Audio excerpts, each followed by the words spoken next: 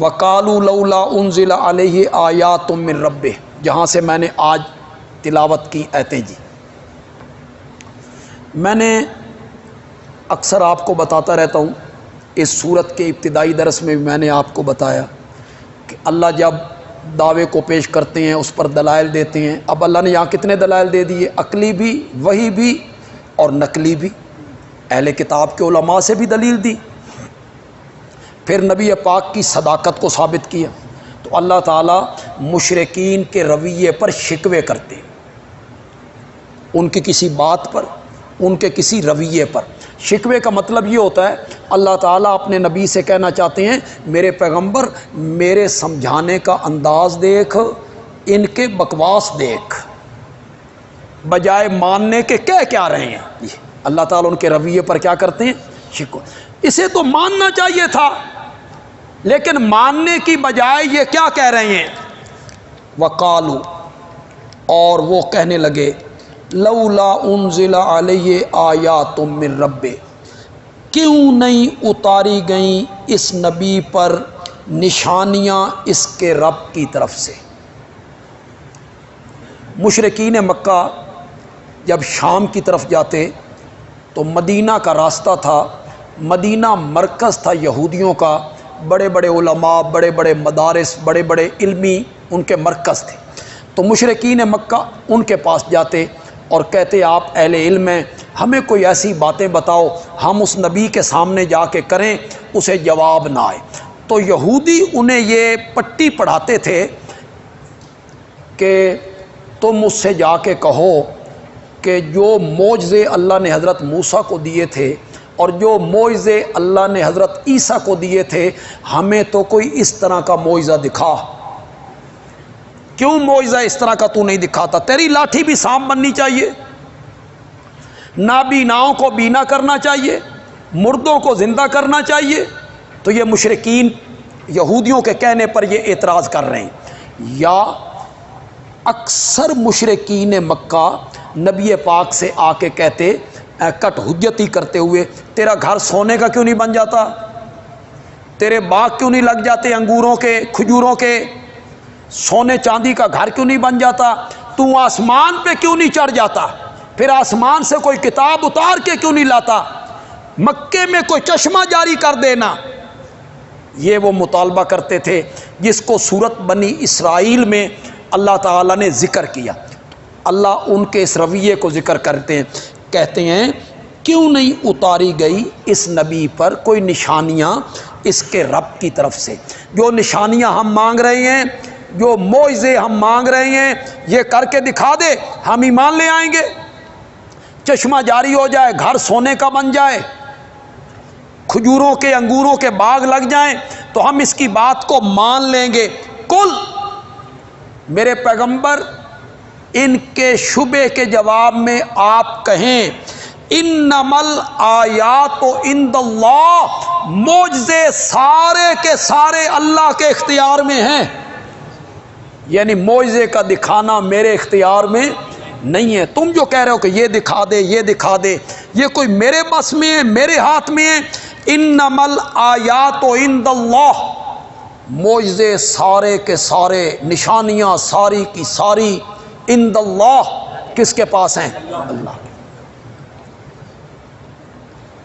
انما انا نذیر مبین، میں تو ہوں ڈرانے والا کھلم کھلا۔ میرا کام ہے تبلیغ کرنا، آگاہ کرنا، خبردار کرنا، تمہیں بتانا۔ یہ معجزے دکھانا اور تمہارے منہ مانگے معجزے دکھانا یہ میرے اختیار میں نہیں۔ اس آیت کو نوٹ کریں، اس آیت کو ذہن میں رکھیں۔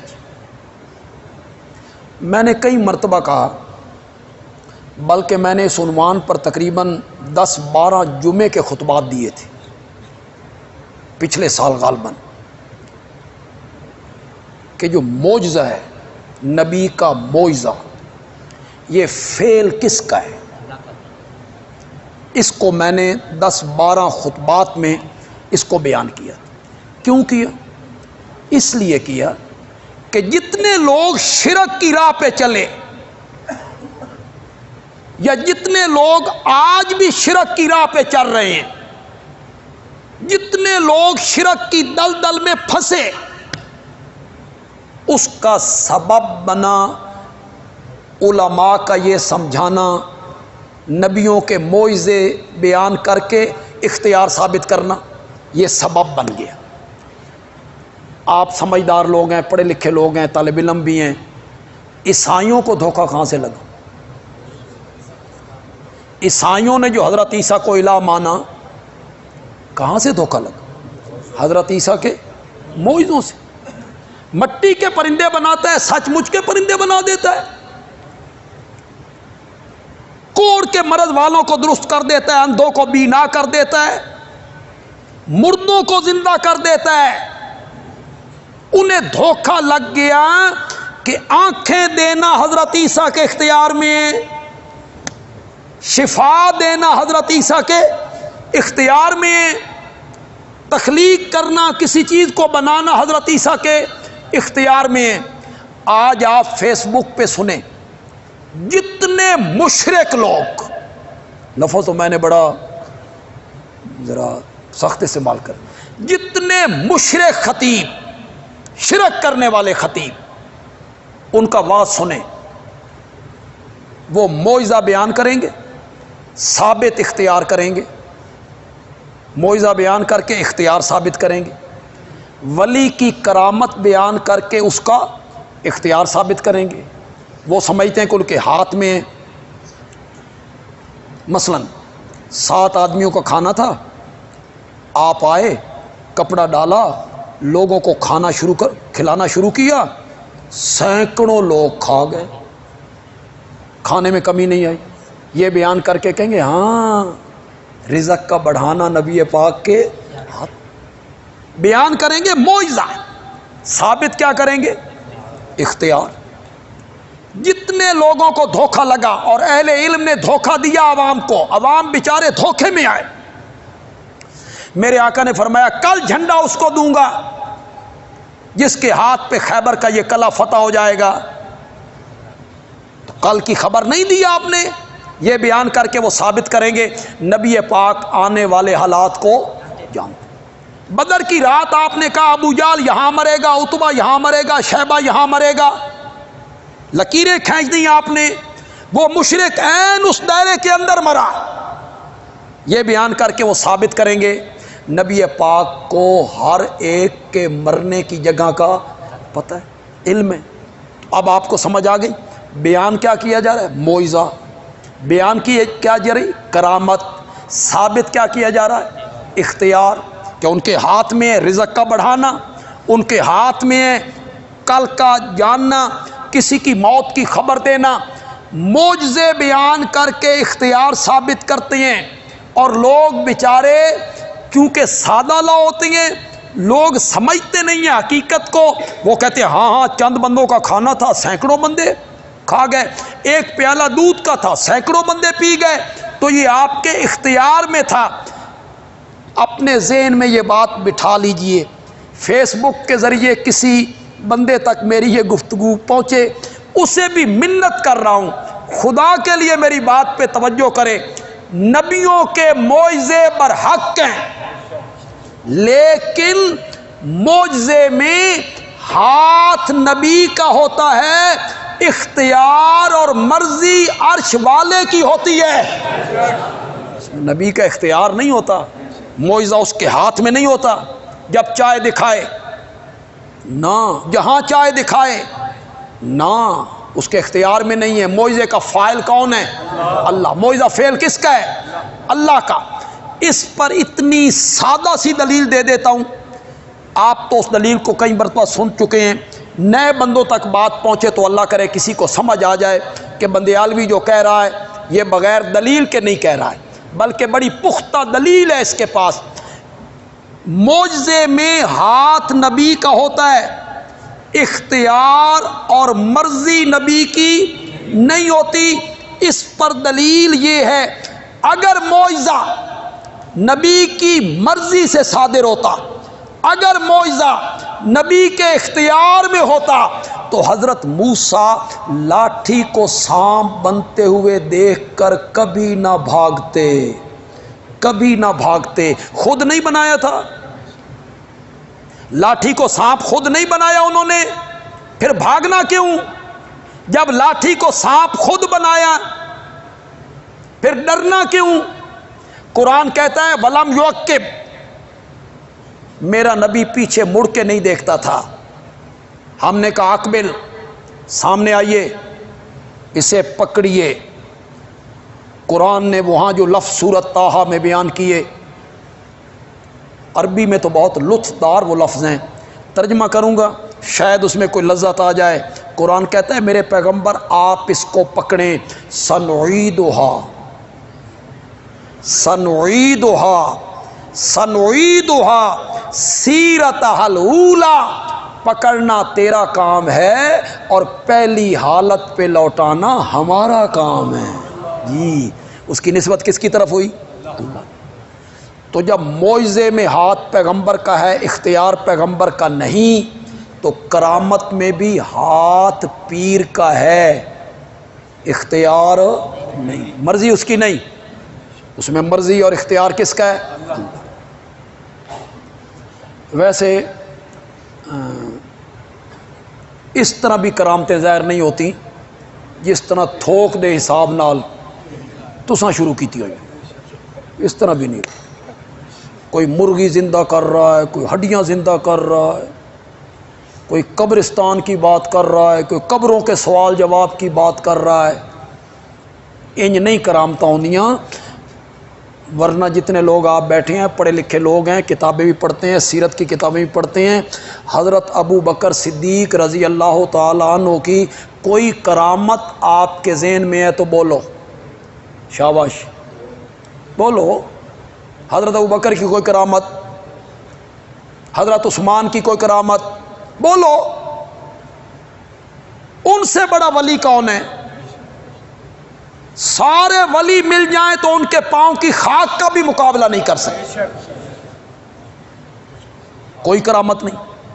اور کبھی کوئی کرامت ظاہر ہو جاتی ہے اور جس ولی کے ہاتھ پہ ظاہر ہو جائے نا، وہ لوگوں کو بتاتا بھی نہیں ہے، لیکن تم نے یہ سارے جھوٹ گھڑے۔ کتاب کون سی ہے؟ بہجت الاسرار۔ کبھی آپ نے نام سنا اس کا؟ کتنی معتبر کتاب، کرامتیں اس میں لکھی ہوئی ہیں، بہجت الاسرار میں، اس میں یہ کرامتیں لکھی ہوئی۔ تو ذہن میں بٹھائیے، جن لوگوں تک میری گفتگو پہنچ رہی ہے، پھر بندیالوی کہتا ہے میری منت مانو، اس پہ غور کرو، کرامتوں اور معجزوں کی وجہ سے تمہارے عقیدے خراب ہوئے، عقیدہ توحید میں خلل آیا۔ معجزے برحق ہیں، لیکن معجزے میں ہاتھ پیغمبر کا ہے، اختیار اور مرضی کس کی ہے؟ کسی جگہ پہ اگر نسبت اپنی طرف کی ہے، کسی ولی نے، کسی نیک بندے نے اپنی طرف نسبت کی ہے اس کرامت کی، وہ نسبت مجازی ہے، نسبت حقیقی نہیں ہے، مجازی نسبت ہے۔ ورنہ اختیار معجزے میں اور کرامت میں کس کا ہے؟ اللہ۔ آگے اللہ نے ان کی بات کا بڑا خوبصورت جواب دیا، مزہ ہی آ گیا۔ پتہ نہیں آپ اس سے لطف لیں گے یا نہیں لیں گے۔ وہ کیا کہتے تھے؟ کوئی نشانی دکھا، تیرا گھر سونے کا بن جائے، تیرے باغ لگ جائیں، تو آسمان پہ چڑھ جائے، تیری لاٹھی سانپ بنے، تو یہ معجزہ دکھا نا۔ اللہ نے اس کا بڑا جواب دیا، فرمایا اولم یکفہم انا انزلنا علیک الکتاب یتلی علیہم، کیا ان کے لیے صرف یہ معجزہ کافی نہیں؟ یہ جو کہتے ہیں تیرا گھر سونے کا بن جائے پھر مانیں گے، کیا ان کے ایمان لانے کے لیے صرف یہ معجزہ کافی نہیں ہے کہ ہم نے قرآن جیسی کتاب آپ پہ اتاری؟ اس سے بڑا معجزہ کیا ہے؟ سب سے بڑا معجزہ میرے نبی کا کیا ہے؟ صداقت کی یہی تو دلیل ہے۔ معجزہ کس لیے ہوتا ہے؟ نبی کی صداقت کو ثابت کرنے کے لیے۔ معجزے کا مقصد ہی یہی ہے کہ نبی کی صداقت ثابت کی جائے۔ آپ سورہ یاسین پڑھیں، یاسین والقرآن الحکیم انک لمن مجھے حکمت والے قرآن کی قسم ہے. جواب قسم کیا ہے؟ انک لمن المرسلین، آپ میرے سچے پیغمبر ہیں.